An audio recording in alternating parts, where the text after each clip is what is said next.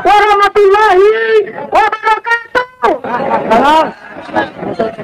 Ya Allah, hari ini telah terjadi kezaliman seorang tokoh kita, Bang Egy Sujana, masih tersandra di Polda Metro Jaya. Ada ajaran selain Islam yang sesuai dengan Pancasila. Selain Islam bertentangan, karena Kristen Trinitas, Hindu Trimurti, Buddha sepengetahuan saya tidak punya konsep Tuhan. Ajaran selain Islam harus dibubarkan. Kami nuntut ajaran selain Islam harus dibubarkan. Orang-orang Nasrani itu dia punya ilmu, dia tahu, tapi dia nggak mau pakai. Dia seperti babi gayanya itu, seruduk saja. Makanya gerakan mereka kristenisasi dan lain sebagainya gencar.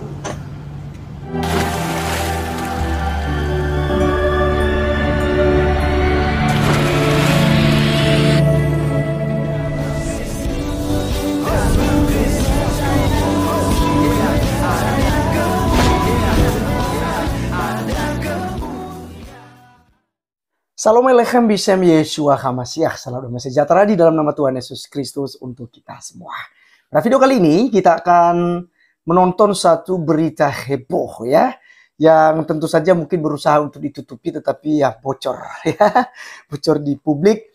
Saya lihat ada dua channel yang sudah membahas, yaitu mengenai penahanan Profesor Egy Sujana ya. Yang kita lihat teman-teman sekalian ya, dia ini diduga memberontak terhadap pemerintah ya, makar dan juga ya berusaha ya untuk menjatuhkan Pak Presiden Jokowi. Nah teman-teman sekalian, di sini menarik bahwa ternyata dia sudah ditahan di Metro Jaya, diamankan ya oleh pihak kepolisian ya, karena memang provokatif ya, dan bahkan juga pernah menghujat agama ya, misalnya agama Kristen seperti yang kalian dicuplikan tadi, di mana dia katakan semua agama yang tidak sesuai dengan Pancasila harus dibubarkan. Nah menurut dia yang sesuai Pancasila itu hanya Islam. Jadi agama selain Islam harus dibubarkan. Nah ini menarik teman-teman sekalian. Jadi barulah kena batunya kali ini. Nah sebelum panjang lebar kita, mari kita langsung saja dulu simak videonya yang ada berikut ini. Warahmatullahi wabarakatuh. Ya Allah, hari ini telah terjadi kezaliman seorang tokoh kita, Bang Egy Sujana, masih tersandra di Polda Metro Jaya. Ya Allah, ya Rabbi, tolong doakan semuanya. Maaf di Banten, maaf di Banten, Bang Egy lagi tersandra. Jadi mohon kita doa bersama untuk Bang Egy bisa pulang dengan baik. Saudaraku semua, ketika kita menegakkan kebenaran, semua akan dihalangi dengan kemunafikan, semua akan dihalangi dengan kemusyrikan. Tapi percayalah, kebenaran pasti tidak akan pernah tertukar, itu janji Allah. Ya, ini saya dikasih waktu cuma sedikit. Saya mohon kepada semuanya, kita tidak perlu di sini lomba pidato, lomba orasi. Kita butuh eksekusi. Perjuangan ini tidak akan berhenti jika tidak ada eksekusi. Terima kasih. Assalamualaikum warahmatullahi wabarakatuh. Berikutnya kita berikan kepada Abah dan Harun. Silakan. Kurnia lu. Hah? Kurnia tuh. Assalamualaikum warahmatullahi wabarakatuh. Kurang keras. Assalamualaikum warahmatullahi wabarakatuh. Kawan-kawan sekalian, semuanya, saya di sini menunjukkan keinginan kita memperjuangkan kebenaran dan keadilan. Nah, karena itu, di antara kita harus saling menguatkan. Tidak perlu kita kemudian saling menegasikan. Ada 3 medan perjuangan yang mungkin akan kita lakukan saat ini untuk mengembalikan pemilu yang jujur dan adil. Satu, teruskan kegiatan parlemen jalanan ini. Karena ini adalah perjuangan konstitusional. Ini adalah aspirasi rakyat yang dilindungi oleh konstitusi dan undang-undang. Jangan dilarang, tapi diamankan. Oke. Sekali lagi, ini adalah perjuangan konstitusional.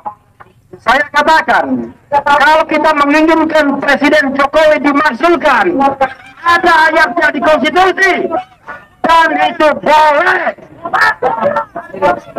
Teriakan, makzulkan, makzulkan Jokowi, makzulkan Jokowi. Kawan-kawan semua, itu ada ayat konstitusinya. Jadi kalau gara-gara ini kita ditangkap, para pengaman tidak mengerti undang-undang dasar. Yang tidak boleh itu perpanjangan masa jabatan. Karena tidak ada di konstitusi. Kalau kita minta Jokowi mundur, boleh atau tidak? Kalau tidak dimaksudkan, Jokowi mundur. Jokowi mundur. Jokowi mundur. Ada konstitusinya. Bapak-bapak semua ya. Saya kira adik-adik saya semua, bapak pengaman. Itu perjuangan parlemen jalanan. Kita terus lanjutkan tanggal 1, tanggal 5, tanggal 9 sampai aspirasi konstitusional kita berhasil. Insyaallah. Teriakan insyaallah. Yang kedua. Ya, teman-teman sekalian, itulah videonya yang kita sudah saksikan bersama, dan teman-teman kalian bisa berpendapat di situ ya. Karena saya melihat bahwa ini juga yang dinanti-nantikan ya oleh netizen ya.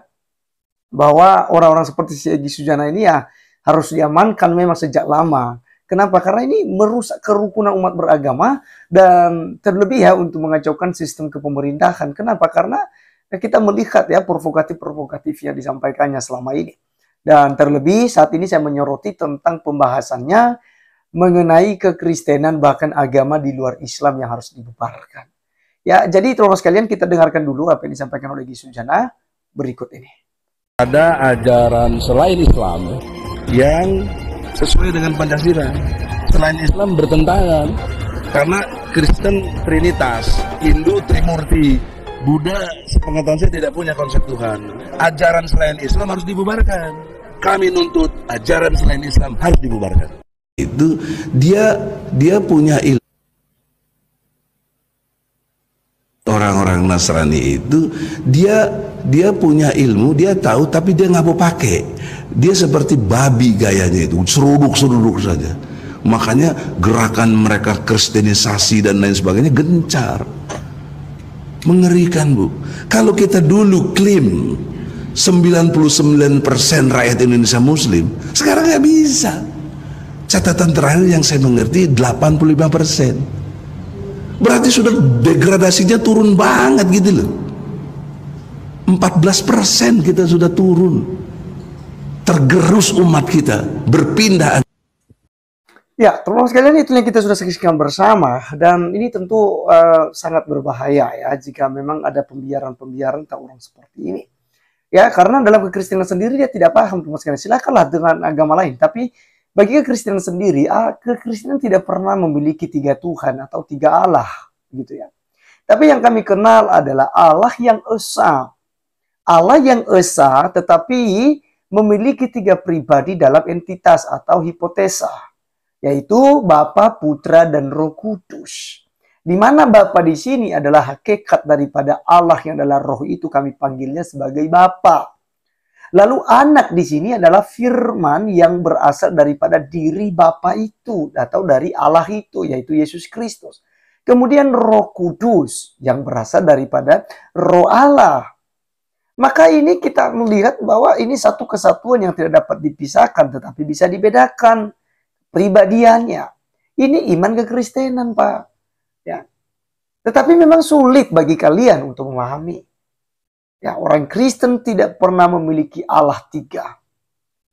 Ya, jadi apa yang disampaikan dan disimpulkan oleh Ki Sujana ini sesuatu hal yang keliru dan itu melanggar undang-undang ITE. Ya, dengan menafsir ya keimanan agama lain. Bagaimana juga kalau kami menuduh seperti itu sebaliknya kepada Anda? Karena kita punya dasarnya loh. Kita bisa mencari dasar-dasar dalam Al-Quran, hadis. Ya, yang menunjukkan bahwa ya kalian mungkin punya Allah lebih daripada satu. Misalnya. Ya. Tetapi kan tentu kami tidak punya hak untuk menafsirkan hal itu. Karena kalian pasti punya penjelasannya. Kan begitu. Demikianlah dalam kekristenan. Bukan berarti ketika tiga pribadi dalam satu hakikat disebut sebagai Trinitas, maka hal ini Kristen menyembah tiga Allah. Itu keliru. Ya, itu triteisme yang menyembah tiga Allah. Kristen Trinitas, tiga pribadi dalam satu hakikat. Dan teman-teman sekalian, saya percaya bahwa ini juga kita berulang-ulang memberikan penjelasan dan saya yakin teman-teman semua juga bisa paham hal itu. Tapi mari ya kita akan melihat perkembangan-perkembangan seperti apa nanti informasi-informasi. Karena ini baru 2 hari kemarin ya. Ada 2 channel yang sudah membahasnya. Nah oleh karenanya kita akan nantikan ya pembahasan-pembahasan lain tentang Egi Sujana ini seperti apa. Ya. Baik, sekian video kali ini teman-teman sekalian. Dan sampai ketemu di video berikutnya. Tuhan Yesus memberkati. Salam.